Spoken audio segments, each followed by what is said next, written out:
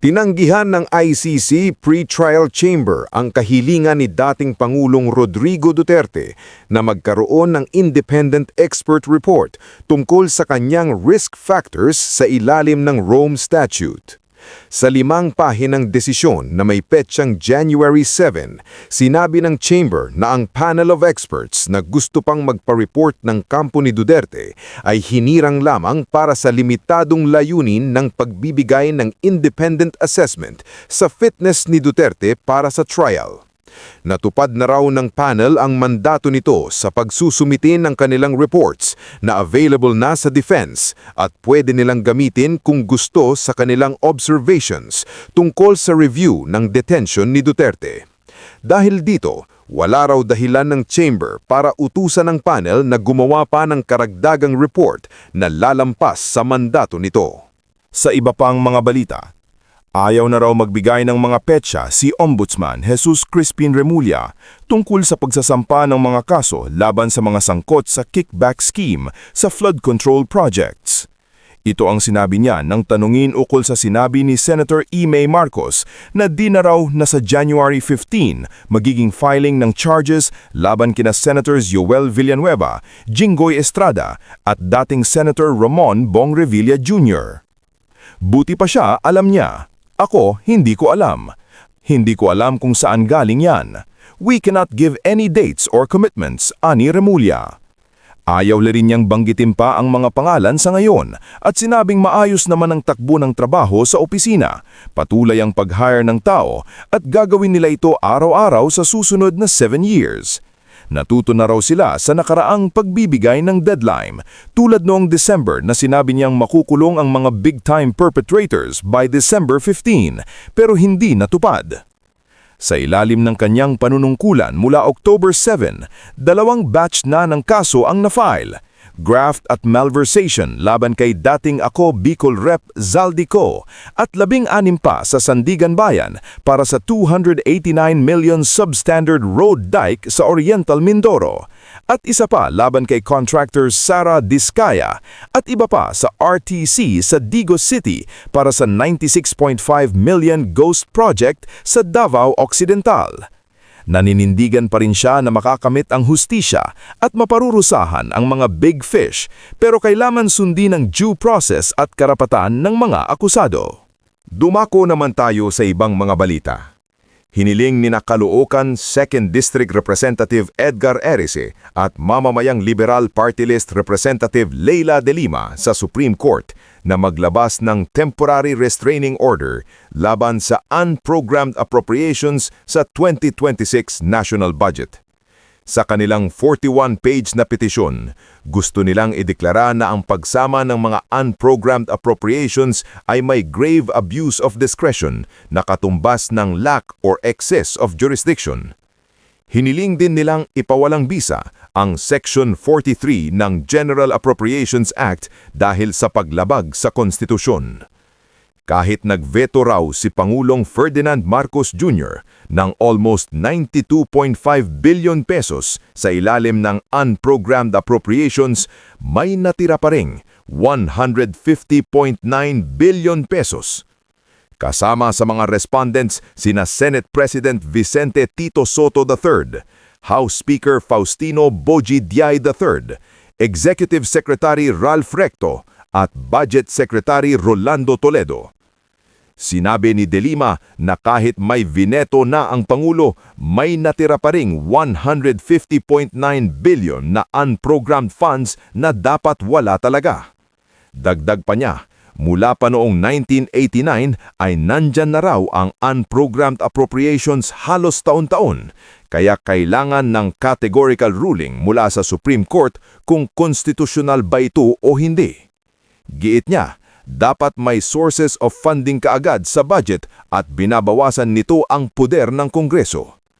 Ayon naman kay Erice, ito raw ang ginamit sa pinakamalaking nakawan sa bayan kung saan tinanggal ang importanteng item sa NEP at napalitan ng ghost at substandard projects.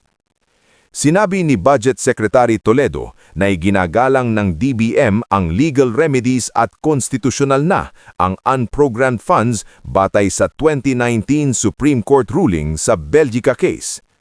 Paliwanag ni House Appropriations Vice Chairperson Zia Alonto Adyong na konstitusyonal ito at hindi katulad ng PDAP dahil may specific purposes at guidelines. Nanindigan naman si House Deputy Minority Leader Percy Quensadanya na dapat tanggalin ang unprogrammed appropriations dahil malaki ang chance ng misuse at abuse. Dumako ulit tayo sa iba pang balita. Isang 32 years old na babae ang nahuli sa Quezon City habang bibisita sana siya sa kanyang live-in partner na nakakulong sa Talipapa Police Station dahil sa kasong robbery. Ayon sa pulisya, nakatanggap sila ng impormasyon na may dala raw na droga ang babae. Nang siya ay frisk o kapkapan ng isang female desk officer, natuklasan sa bulsa niya ang 2 sachets ng shabu na tinatayang 2 grams at nagkakahalaga ng 13,600 pesos. Umamin ng babae na siya ay drug user at positibo nga sa mandatory drug test, pero iginiit niya na hindi niya balak ihatid ang droga sa kanyang partner. Sabi niya, ginising lang siya ng kaibigan para magsama raw silang magdalaw at aksidente lang na nadiskubre ang droga sa routine check. Sinabi ni Police Lieutenant Colonel Von Alejandrino, ang commander ng Talipapa Police Station, na nasampahan na ng kaso ang babae sa ilalim ng Comprehensive Dangerous Drugs Act. Patuloy pa rin ang investigasyon nila sa pinagmulan ng droga. Eto pa ang isang balita.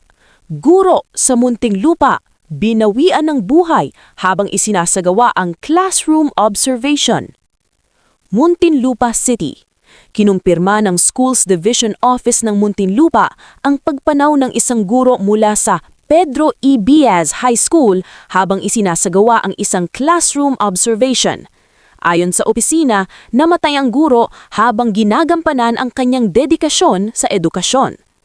Inilarawan ng Schools Division Office ang nasawing guro bilang isang remarkable educator at minamahal na mentor na nag-iwan ng malaking impluensya sa maraming estudyante at kasamahan.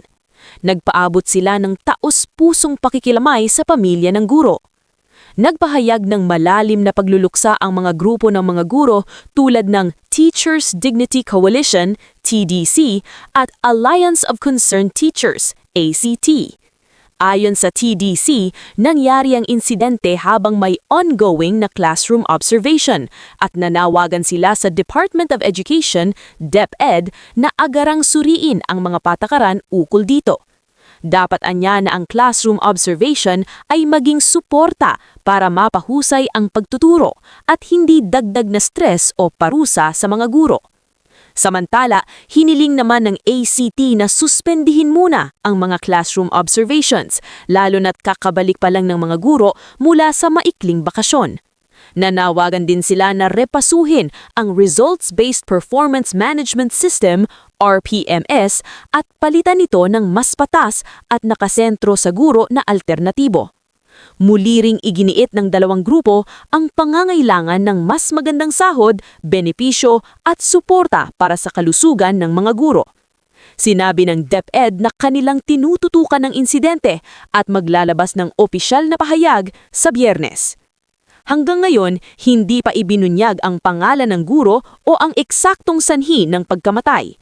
Ang classroom observation ay bahagi ng performance evaluation ng mga guro sa public schools. At eto pa ang nakakagulat na balita. Basahin natin. Utang ng Pilipinas umakyat sa record na 17.65 trilyong piso.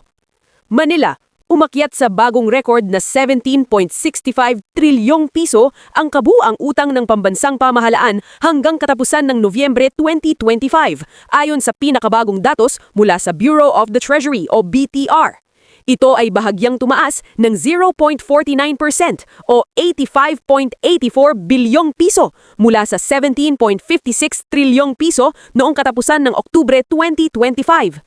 Mas mataas din ito ng humigit kumulang 10% kumpara sa 16.05 trilyong piso noong Disyembre 2024. Sa breakdown, 12.12 trilyong piso ang domestic debt o utang sa loob ng bansa, habang 5.53 trilyong piso naman ang external o foreign debt. Sinabi ng BTR na ang pagtaas ay dahil sa bagong borrowings para punduhan ang mga gastusin ng pamahalaan, bagamat bahagyang nabawasan ng pagpapahalaga ng piso laban sa dolyar.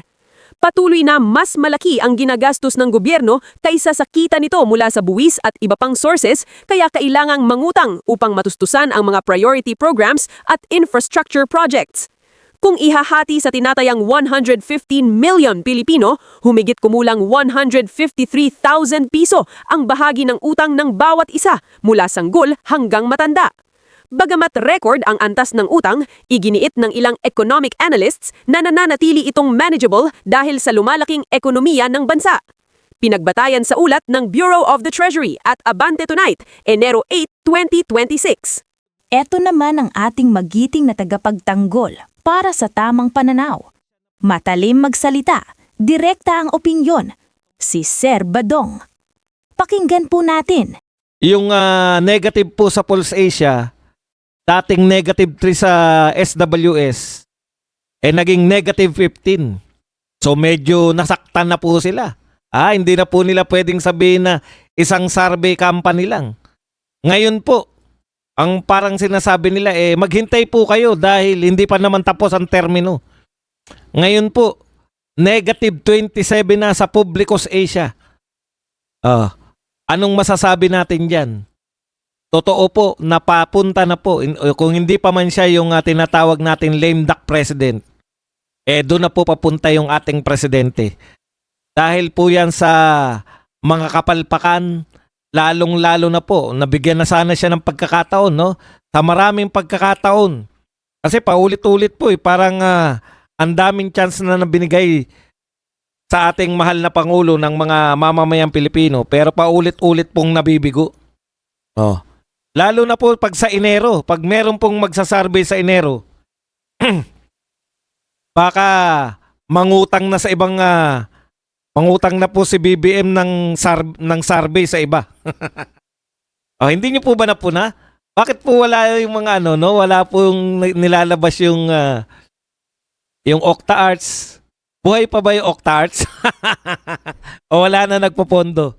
Yan po yung problema sa mga walang katiwa-tiwala tayong mga survey company. Pag, alimbawa, kaya po yan yung sinasabi natin na sumusulpot, tapos nawawala rin agad kasi natalo yung mga kandidato. Kaya lang, baka magtaka kayo, pati yung mga Octa Arts Dancer Survey, pati yung mga WR numero. Meron pang isa, No Limit Hunger, hindi rin nagsasurvey. Baka ayaw nyo lang ilabas yung survey ninyo. Baka mas malala pa yung negative rating. Okay. Kaya tuloy-tuloy po yung pagiging lame duck ng ating presidente. Pero kasabay po niyan, habang bumababa po yung presidente, yung survey po ng presidente, kasabay po niyan, ipinapakalat din po ng mga DDH o mga Duterte diehard supporters na ang may isasampa po sila na impeachment complaint. Alam niyo po, sukan-suka na ang mamamayang Pilipino. Sukan-suka na yung mamamayan sa ka-impeachment nyo kay BP Sara. Hindi nyo ba napupuna kayong mga mahilig manawagan ng impeachment? Same people lang naman po yan. Sino-sino po ba yan? Diba? Nadagdag lang sa inyo ngayon si Redon. Pero pare-pareho ding muka. Sila Trillanes, sila De Lima. Hindi pa ba kayo nakakahalata? Yung mga naninira po yung mga nagbabudget po, yung mga nagpopondo po para masiraan si BP Sara, hindi pa po ba kayo nakakahalata? Ang mamahal ng binabayad nyo dyan sa mga yan. Hindi pa rin po napapababa yung rating ni BP Sara. Pinakamasaklap po, totoo po yan dahil kay GMA po, negative din pero hindi po ganyang kalala.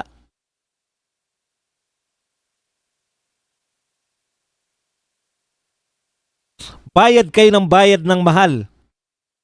Si Auntie Claire, bayad kayo ng bayad ng, meron na siyang opisyal na mga paninira galing sa Malacanang, Meron pa si Auntie Claire na sariling paninira galing sa kanyang vlog. Hindi nyo ba nahalata? Wala namang epekto. No? Hindi po tumatalab kay BP Sara yun a million times.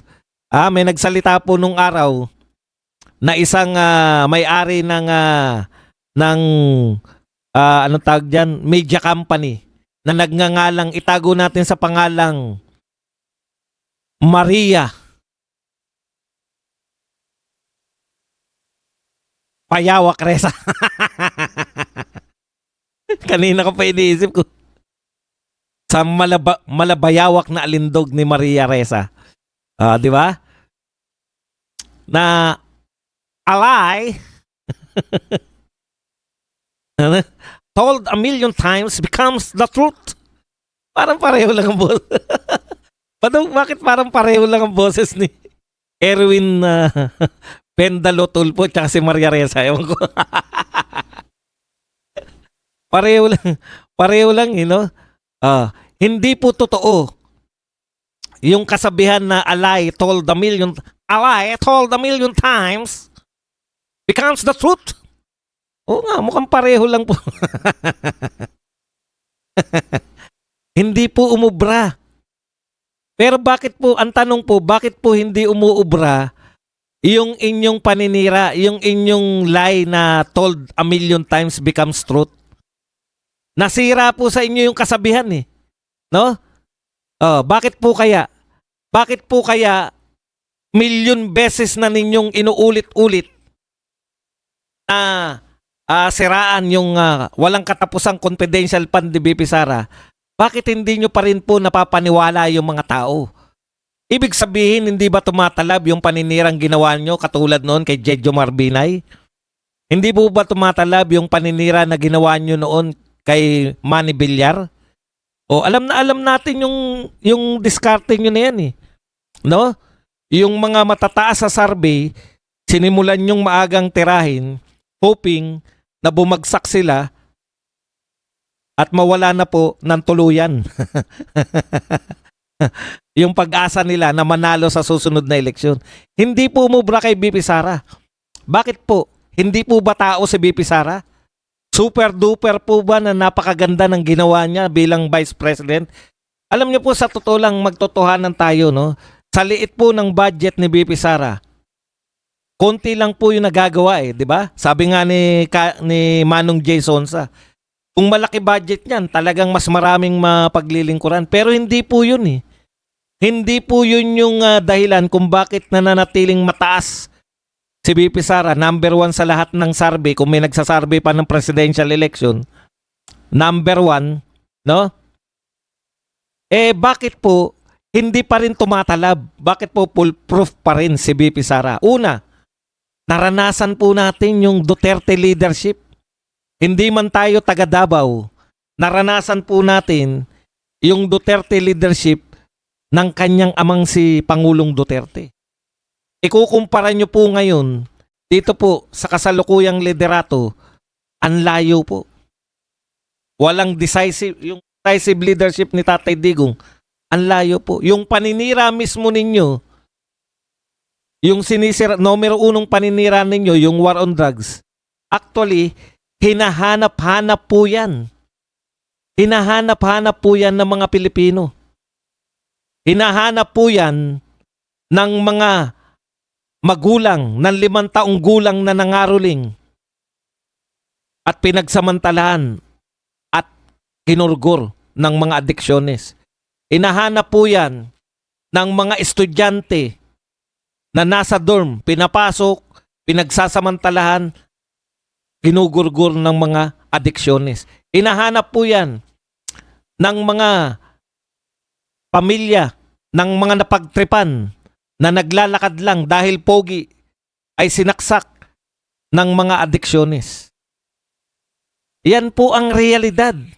Yung kaisa-isa nyong paninira, hindi nyo masiraan si Tatay Digong. Hindi nyo masiraan ng pagnanakaw.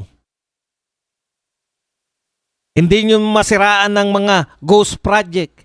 Hindi nyo masiraan ng mga palpak na proyekto. In fact, sa dami po Opo, kwentong barbero to. Narinig ko to sa barberia eh. In fact, sa dami-dami po. Totoo po yan. Nagpapagupit po ako. Ang topic po nila si Duterte.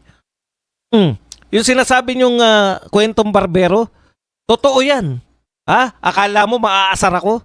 Hindi po. Talaga, ang daming pila dahil magpapasukan. Nagpagupit ako linggo. Pero biro, yun nanloloko na kwentong barbero. Opo, kwentong barbero talaga.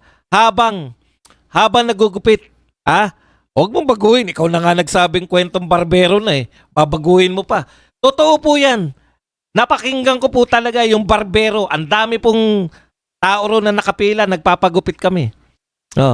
Kinukwento niya. Yung namimiss nila, yung pamumuno ni Duterte. Kwentong barbero ba? Opo. Totoo. Kwento yan sa barberia. Namimiss ng mga tao. Ako, tahimik lang. Di naman nila ako kilala. Kung nalalaman lang nila na isa pala ako sa pinaka.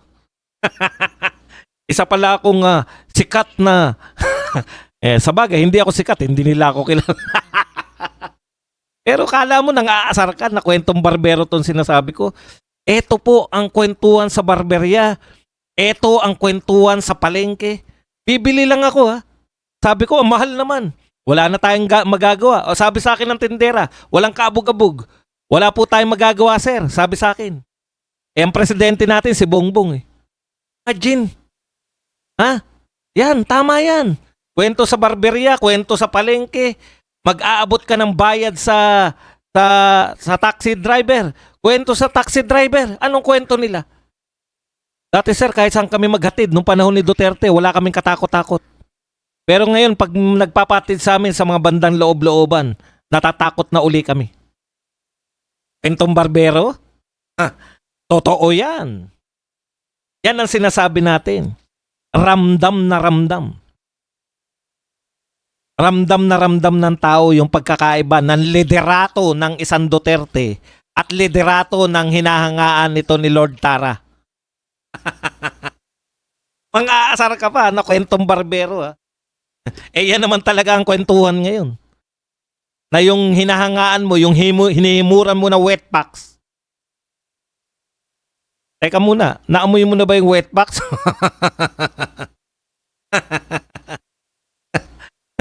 Naamoy mo na ba yung wet packs? Nang hinihimuran mo? Aba, tubig yan.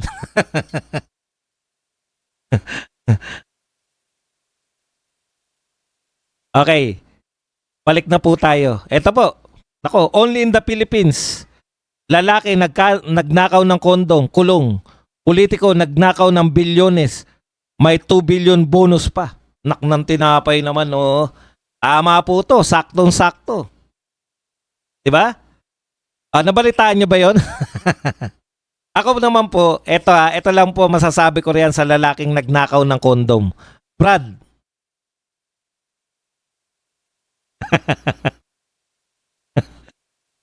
aanin mo ba yung kondom? Nagnakaw ka pa ng kondom, aanin mo ba? May paggagamitan ka ba? O naman, masyado ka namang malinis sa katawan. Katropa ka pa. Baka katropa ka ni Father Flavi. Magsaysay awardee ka rin. Tapos kakailanganin mo pa ng kondom. Kulong ka tuloy. Ako pag ganyan po yung mga ninanakaw, halimbawa po, nagnakaw ng kondom. Dapat yung mga yan, reclusion perpetua. Saan mo gagamitin niya? Wala naman pumapatol sa'yo, di ba? Putsaanin mo yan. Anong uri ng utak meron? Anong uri ng utak meron yung tao na magnanakaw ng kondom? Ako po, reclusion perpetua yan. Kung ako po ang judge niyan, hindi lang po kulong ng ilang araw. Reclusion perpetua. Ang dami mo na nakawin, Brad. Hindi justified yan. Magnakaw ka ng sardinas, magnakaw ka ng noodles. Medyo justified pa. Pero magnakaw ka ng kondom, grabe naman. Hindi na justified. Wala ka namang gagamitan. Pero yun nga po, ang masakit. Nagnakaw ka ng kondom, kulong. Nagnakaw ka ng bilyon. Sana Brad, bilyon na lang ninakaw mo, tsaka ka bumili ng kondom. Ang tinapay. Ang dami na nakawin. Okay, ito po. different survey, same trend. SWS, negative 3. O, ito po yung kwentong barbero daw ni Badong. SWS, negative 3. Pulse Asia, negative 15. Publicus Asia, negative 27. Sabi po rito, when independent survey firms point the same way, we should pay attention. Magbayad daw po tayo. Magbayad daw po tayo ng atensyon.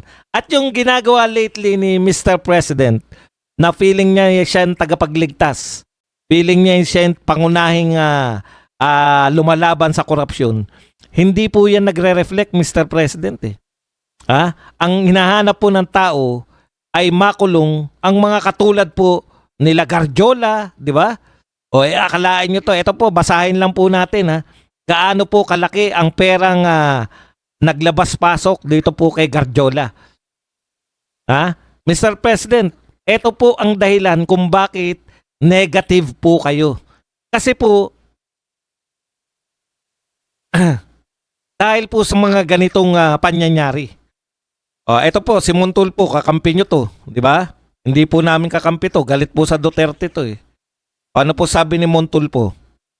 Basahin lang po natin ng kahit medyo mahaba to, mabilis naman ako magbasa. Okay. Ang pinakamayamang korap na kontraktor ay si CSWS, Party List Congressman Edwin Garjola. Binabasa ko po to yung Facebook ni Ramon Tulfo.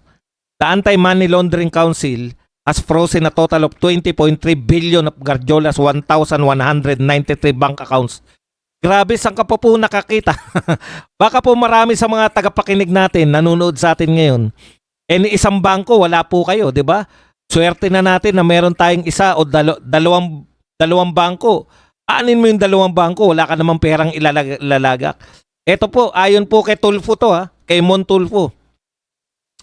1,193 bank accounts. Grabe. Ang mga frozen accounts ay nasa Asia United Bank, Development Bank of the Philippines, Land Bank, Metro Bank at Philippine Business Bank. The huge amount comes from SHODI, unfinished and ghost or non-existent project of the Department of Public Works and Highways.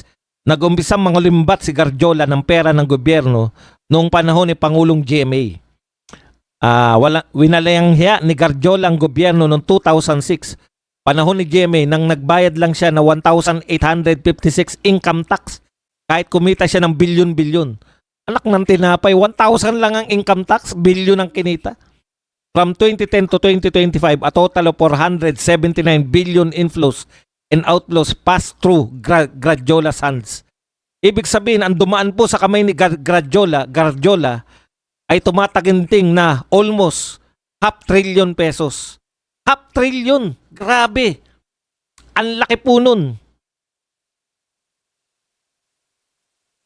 Garjola got the biggest contracts during the BBM administration at 289.7 billion. Ayan na naman po kayo, no?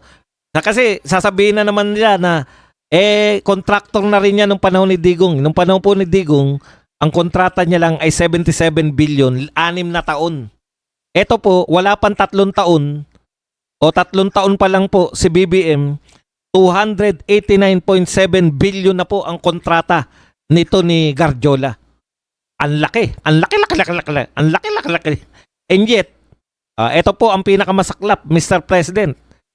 And yet, di pa hinuhuli si Garjola at isama kay Sara Diskaya sa kulungan habang nililitis ang kanilang kaso. Di pa rin hinuhuli sina Jinggoy, Joel Villanueva, Martin Romualdez, Chis Escudero at iba pa. Anong nangyari sa pangako ni BBM na before Christmas 2025, many of those involved in the flood control scam would be jailed? O yan po ang tanong ng isa po sa masugid na tagasunod, isa po sa masugid na follower ng ating mahal na Pangulo. Follower niya na yan. Imaginein po ninyo, kung yung follower mo, hinahanapan ka ng aksyon, paano pa yung mga hindi follower?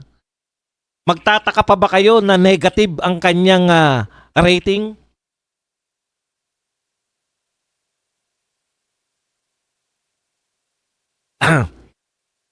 Grabe po. Yan po ang katotohanan. O baka sabihin nyo naman, baka naman kay Tulfo lang may kaso yan. Si Garjola po ba ay inimbestigahan ng ICI? Teka lang po. Ibabalik ko lang din po.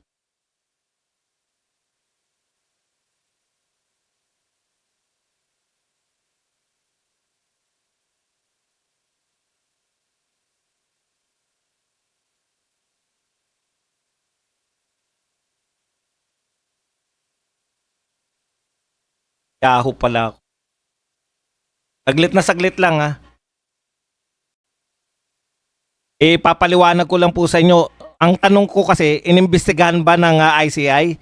May ginawa ba yung ICI sa kay Garjola? Bakit hindi pa rin po nakukulong? Yan ang katanungan natin, di ba? Okay. Papalitan ko lang kasi sa Google meron na siya magandang AI eh. Nasa Yahoo po ako.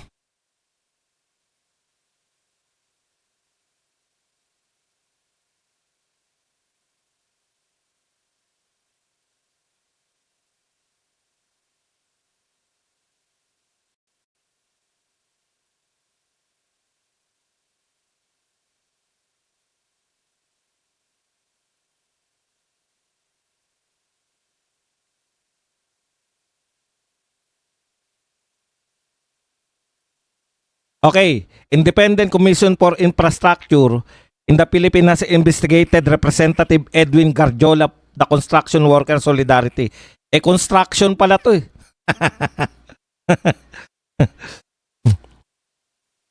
So, sa kasalukuyan po, ay meron na po si Garjola na napres na po ng Anti-Money Laundering Council yung kanyang asset. As of January 8, 2026, ba? Latest na latest, no?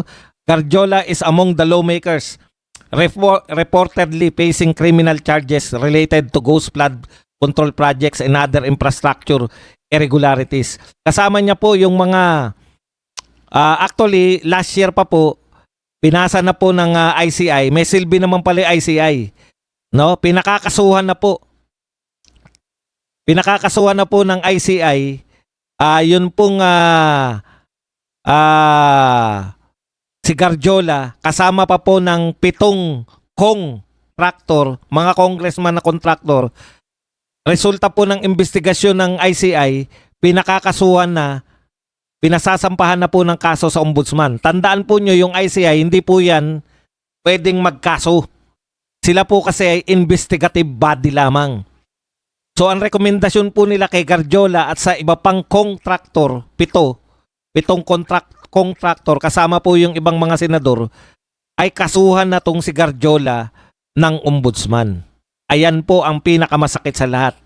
Dahil ang pinag-uusapan po natin dito, kaya po alam po ng ombudsman talaga may ideya sila na bago magpasko dapat may makukulong na kasi nag-imbestiga na po yung ICI. Ibig sabihin mayroon po silang ebidensya laban dito kay Garjola at iba pang contractor. O ano po ang problema? Hindi po, wala pong problema eh. Pinakakasuhan, kinasuhan ba? Pinakakasuhan, umuusad ba yung kaso? O ito ay palabas lang nila lahat? Yan yung problema pag panay palabas lang po yung naririnig natin. Okay naman tayong makulong yan. Pinakamayaman nga yan eh. Di ba? Dahil wala na si Saldico. Siya na po ang pinakamayamang contractor. Mas mayaman pa yata yan kung di ako nagkakamali. Mas mayaman pa yan sa Diskaya. Bakit po hanggang ngayon ay hindi... Yan, Mr. President, ang dahilan kung bakit po negative ang inyong mga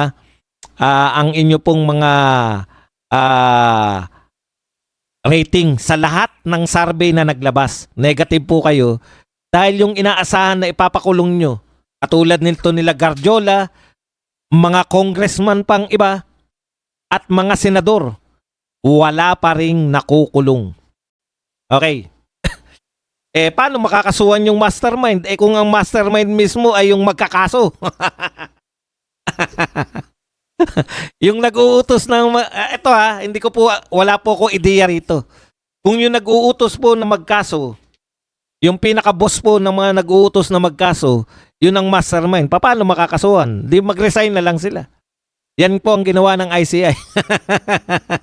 Siguro, hindi naman sila nagpapahayag ng ganito, pero mga disenteng tao po yan eh.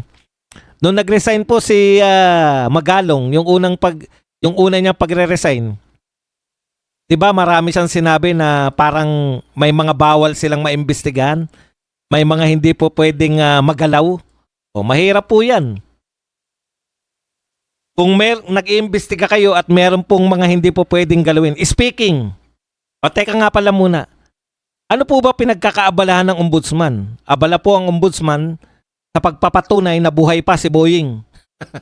Alam niyo po, sa totoo lang, mas lalo pong hindi nagpapakita si Boying, mas lalo po kaming tamang hinala na mayroon pong na totoo yung unang pahayag na nasugod sa ospital.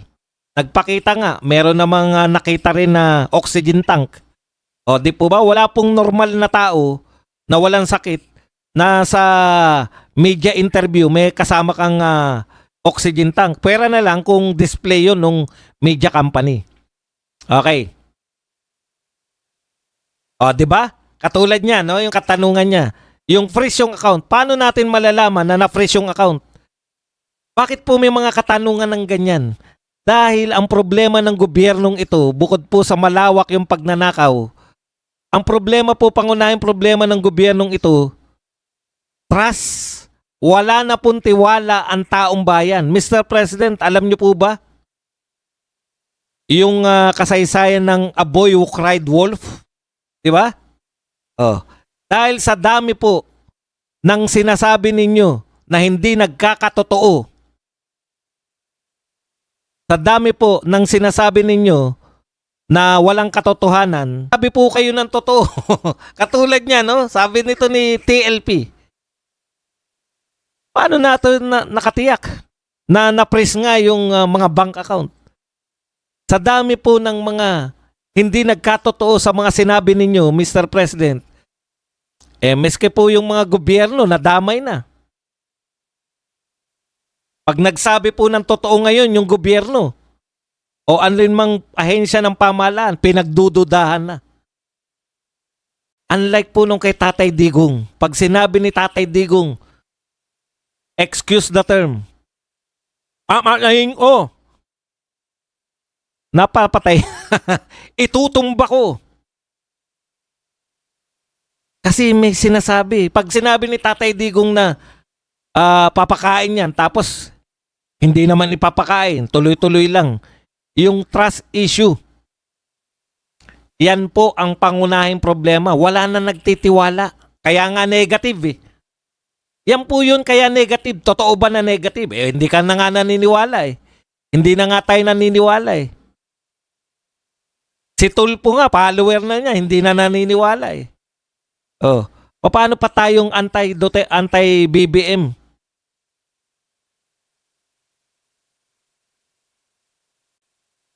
Okay, punta na po tayo. Dito po sa ibang balita. Ito po.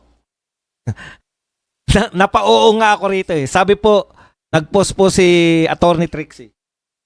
Sabi ni Attorney Trixie, Amy Marcos pointed out that BBM vetoed only on program appropriations. May binito si si BBM.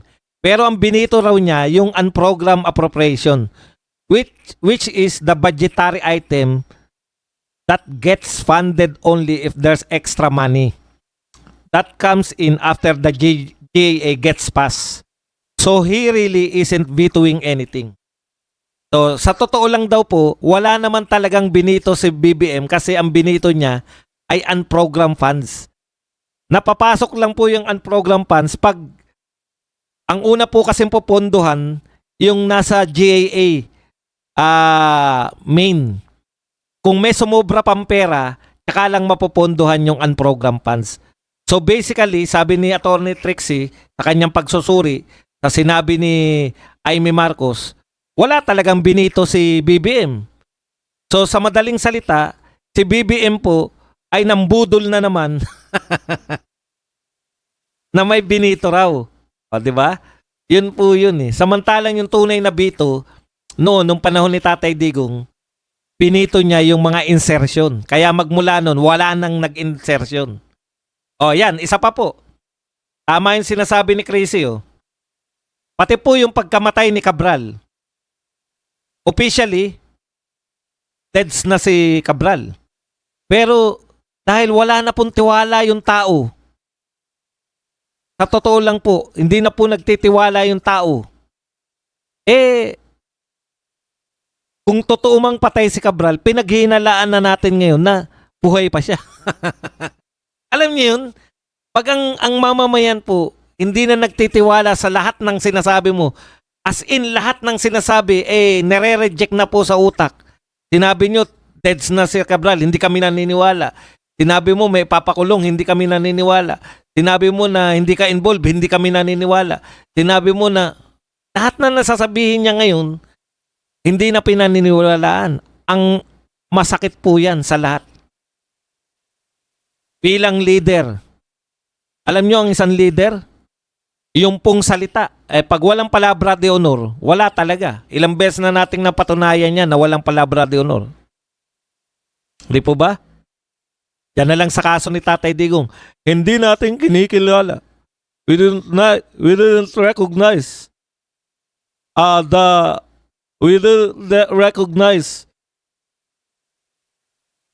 the jurisdiction of ICC in the Philippines. Pucha, hindi natin kinikilala yung jurisdiction. Pagdating na may warrant of arrest yung ICC, pinakulong nyo si Tatay Digong.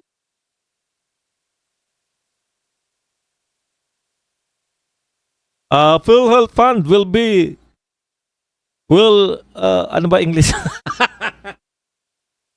Isusoli natin. Bakit pag tinagalog? Isusoli natin ang budget na kinuha sa PhilHealth. Wala pong naniniwala. Napakasakit po nun. Diba? Patay na yung tao, pinaghinalaan pa na hindi pa patay. Kasi ang nag-announce, gobyerno.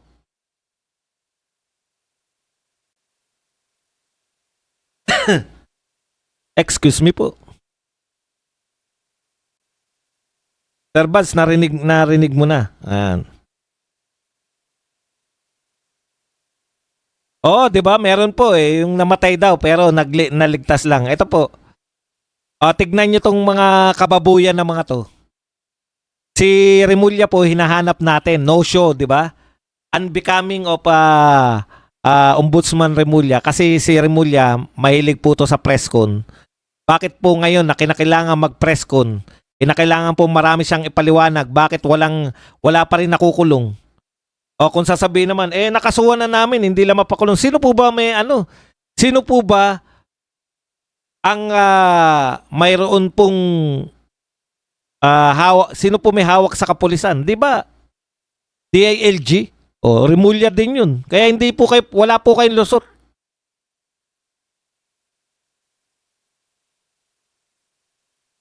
O, speaking of paniniwala, ngayon, bakit mataas pa rin po si BP Sara? Kahit na sinisiraan nyo. Tignan nyo naman yung mga naninira. Di ba? Si Trillanes, talo ng Vice President, talo ng Senador, talo ng Mayor. Tapos siya magsasalita laban kay BP Sara. Hindi nga siya pinaniniwalaan ng tao, kaya nga hindi na nanalo.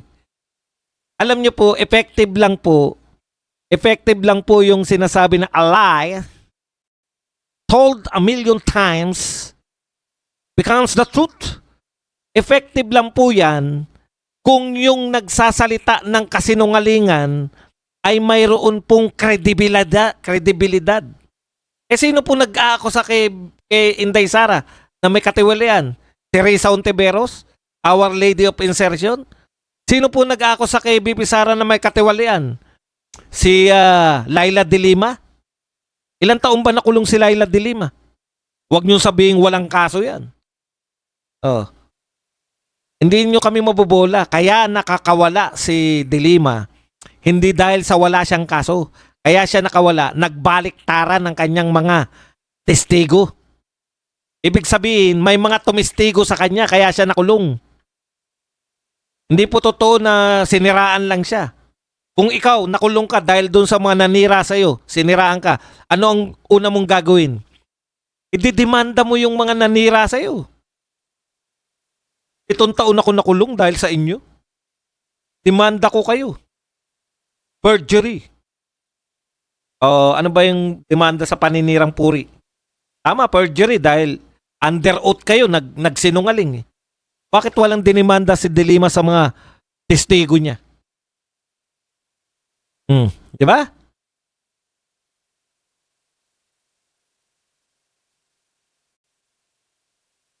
Kaya, eto po, impeachment kayo na impeachment. Sino mga nagsasalita dyan? Bukod kay Trillanes, kay De Lima. Yung si French Castro. Sila Redon. Si Redon nga, gustong pa-imbestigahan yung Dolomite eh. Imaginein po ninyo, nung sinabi ni Redon na gusto niyang imbestigahan yung Dolomite, nasira na kredibilidad mo, Redon. Dalawa lang yan eh. No? Kasi po, dating basurahan, dating taihan yan. Kung galit ka riyan, is either ikaw, mahilig ka sa basura, or hindi ka pa nakakapunta dyan sa Dolomite noon at ngayon, or dati mong taihan yan. Redon, diyan ka ba tumatain noon?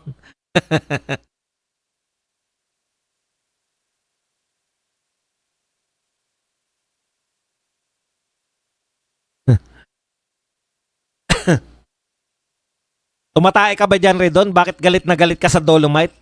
Nung luminis ang Dolomite, galit ka? O doon, nasira pagkatao mo. Alam nyo, isang click ka lang. No? Sa politika, isang click lang, tapos ang pagkatao mo.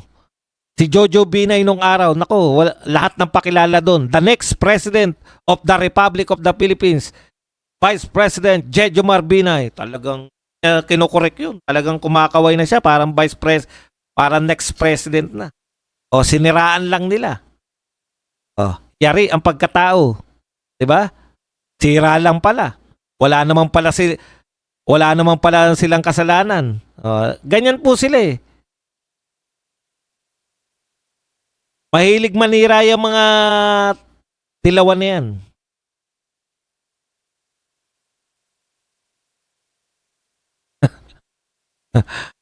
Tara! Ano ba naman? Gawa-gawa ka na naman ng kwento.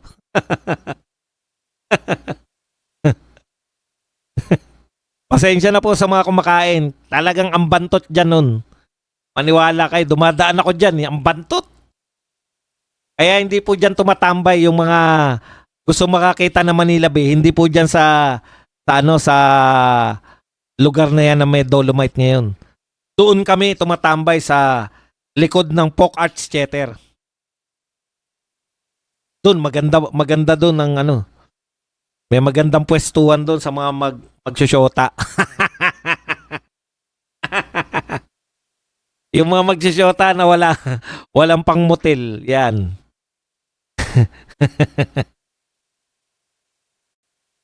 Ano ba nangyari rito sa akin? Bakit bumagal?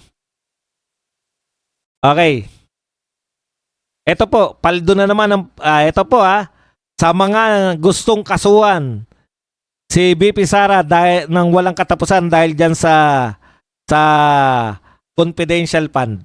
Ito po, 2025 and 2026 4.5 billion intel at confidential funds sa 2026 ni Marcos Jr. Ayan. So, ang ingay-ingay nyo, milyon lang po kayo, BP Sara, ang ingay-ingay nyo. Pero wala po kayong ingay, tahimik po kayo lahat, na hindi nyo tinatanong si BBM, paano mo ginastos ang yung confidential fund? Wala nagtatanong kay BBM, 4.5 billion. Tapos na po, nung 2025, 4.5 billion. Ngayon, 4.5 billion ulit. Bakit? Hindi, normal po dito yan sa Badaratilis. Normal po yung mga trolls, mga kalaban. Yan po kasi sa Badaratilis. Dito po sa Badaratilis channel. Sanay po yung mga taga-boxing. Kahit na, ako Casimiro di ba? Kahit na anti-Casimiro sila, papasukin kanya. Konti lang. Konti lang mga utak ng mata. Sanay po sila na nakikinig na ayaw nila yung pinakikinggan nila. Dito po sa politics kasi, dito sa Badong Aratilis, bibihirte. Hindi sila magtsatsaga. Marami kasi nanonood sa politics eh.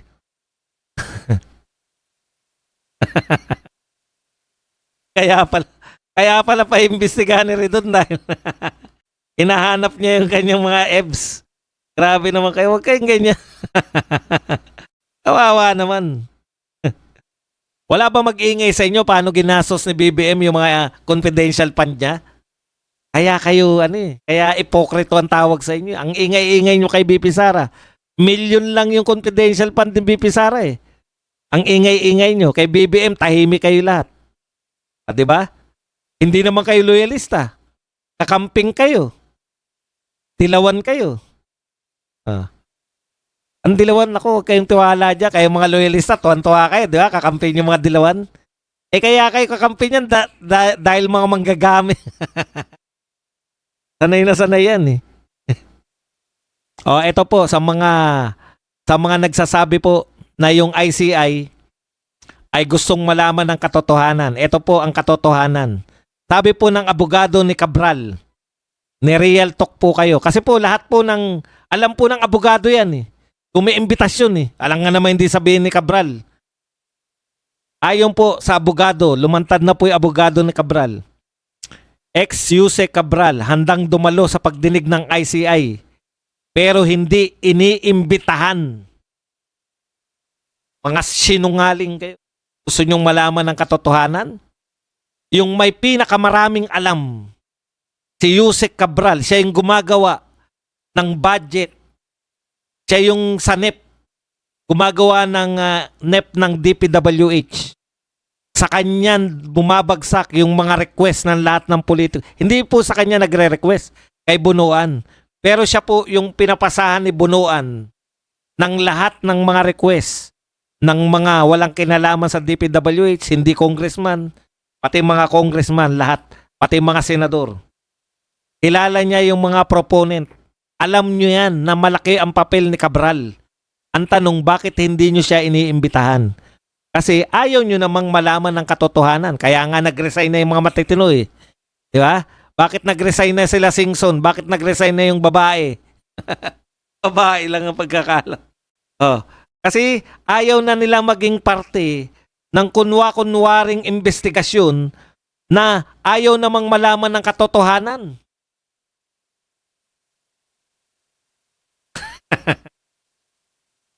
Ang daming alam ni Cabral. Hindi nyo inimbitahan kahit kailan. Isa pa ICI.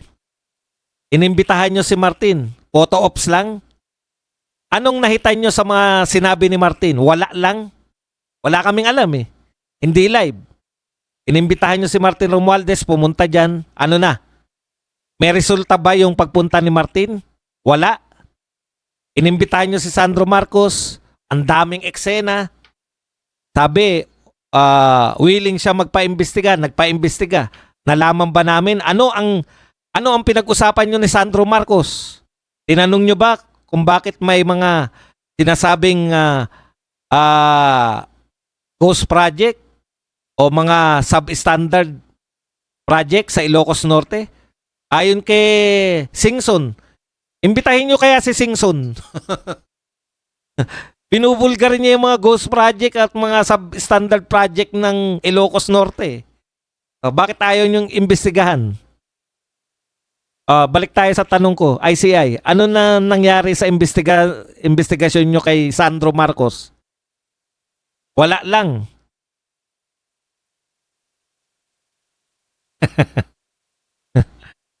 Wala lang yun.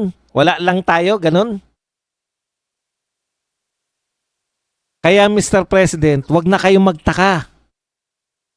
Yung mga naninira, pumapalag yung media, di ba? Lagi po yan, wala na naniniwala sa amin. Paano may maniniwala sa inyo? Alam na ng lahat ng tao na bayaran kayo. Alam na ng lahat ng tao na yung katotohanan tinatago nyo. Samantalang itong mga vlogger,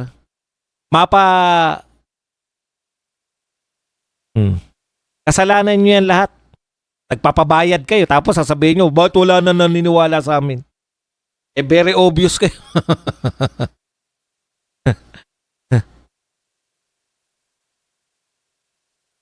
Okay. Yan lang po ang ating topic. Pagbigay tayo ng pagkakataon para sa inyong mga katanungan, para sa inyong mga paglilinaw, para sa inyong mga reaksyon. Pwede rin po kayong magpakape. Yan, matutuwa po tayong lahat pag may nagpapakape. Yan po ang katotohanan ng buhay. Romantic mo, suot mo na uniform mo. Naisa ko na ang EBS ni Redon. Sabi naman ni Regina Marigon. Romantic mo. Sorry na, heto suot ko na para parang nasobran sa downy, sa bango. Wala nang kakasuhan na naman si Chabit Sedisyon. Yan. Yung nagsasabi ng mga katotohanan, kinakasuhan nyo. Nagkapilang si Tamba at Sandro sa ICI. Wala man lang kayong sinabi kung ano yung mga ginawa nila. Guwapo ka na, romantic mo, suot mo na uniform mo. Magulo na sa Solid North, wala na. Wala na raw Solid North ngayon. Si Ted Pailon na lang tumitira sa admin kaso kang salita lang. Eh, alam mo, BBM Sabog. Ang pangalan niya. Alam mo, expected mo yan. Media yun eh. Ikaw naman, parang kami. Ano ba gagawin namin? Di dumaldal lang ng dumaldal. At least may mga dumadaldal. Sobrang laki na itulong ng mga vloggers ngayon dahil sa dila. Ang sumasagot, sila ang sumasagot sa lahat ng paninira ng mga paid stream media. Correct. Sir Vance, pa-shoutout naman ang mga aircraft sheet metal mechanic ng Singapore Airlines Engineering Philippines dito sa Clark, Pampanga. Gomes Baltasar. Shoutout sa inyo. Sa inyo lahat dyan, mga taga Clark. Lalong-lalo na sa aircraft sheet metal. O dito po, taradyakan na yan si Tara. Payayamanin ka ng mga trolls, Boss Vance. Pinasok ka na. Posible bang si Sara Bongo sa 2026? May posibilidad bang Sara Bongo sa 2026? Ikaw ang gumagawa ng kwento dyan, ka magaling. Opo, magaling po ako magkwento. Sara Bongo, lahat po yan pwede. Kaya lang, ipaubaya na po natin kay BP Sara kung sino yung kanyang makakatambal. Thank you very much kay Josel Alvarez na nagbigay po sa atin ng pangkape. Josel Alvarez.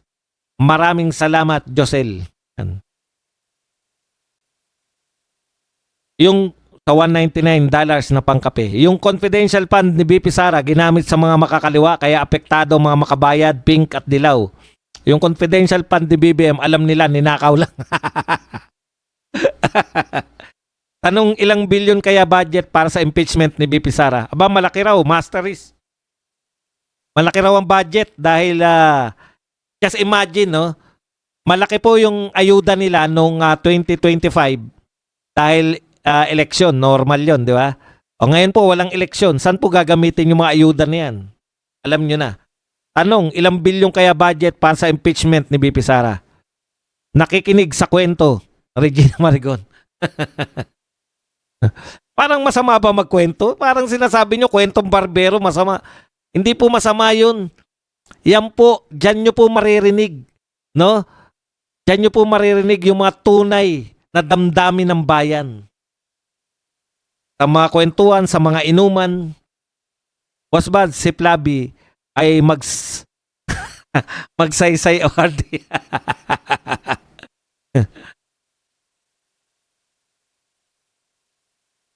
Yung confidential fund ni Sara ginamit sa kakampi nyo na si Saldico. Aba, kakampi namin si Saldico, utot mo. Si Saldico ang numero 1 kalaban ni Inday Sara. Di ba? Bumaliktad lang yan, si Saldico, dahil siya na ang gustong idiin. Ikaw pala palagawa ng kwento eh. Galit na galit po si BP Sara kay Saldico. Ayon nga kay BP Sara, sila. Si BP Sara, sabi ni BP Sara, si Saldico at si Martin Romualdez ang may control ng budget ng Pilipinas. Palaki ng palaki negative ratings ni BBM at mukhang lalaki pa. Correct. Ipokrito lang talaga kayo. Opo, kami na ipokrito. Ikaw, ano tawag sa'yo? Sinungaling ka naman. Kakampi daw ni Saldico si BP Sara. Ano ka, patawa? posibleng hindi ka talaga follower ng ng boxing, ng politics. Baka hanggang boxing ka lang tukmol ka.